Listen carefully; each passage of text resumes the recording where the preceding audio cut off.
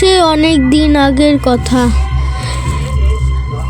শিহাব নামের ছেলে এক পুরানো বাড়ির দিকে যাচ্ছিল। পাশে ছিল পুরানো হাসপাতাল। হাসপাতালের দিকে তাকাতে দেখে এক সুন্দর পুতুল। পুতুলটা আস্তে আস্তে রুমে ঢুকে যাচ্ছিল।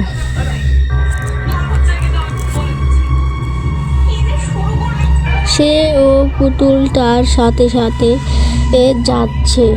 শুনতে পায় একটি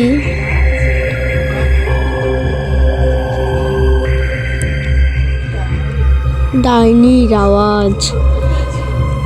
সে তো অবাক, নিচে তাকাতে দেখে মোমবাতি। চিৎকার করে বাঁচাও বাঁচাও, ডাইনি শিহাব পিছু নেয়। তারপর ডাইনি। সবাই আমাদের এই চ্যানেলটিকে লাইক সাবস্ক্রাইব করে দিন এবং ভিডিওটি ভাইরাল করার সুযোগ করুন। ধন্যবাদ। আমাদের কার্টুনের চ্যানেলের সাথে থাকুন। বেবি কার্টুন 10 এর সাথে থাকুন।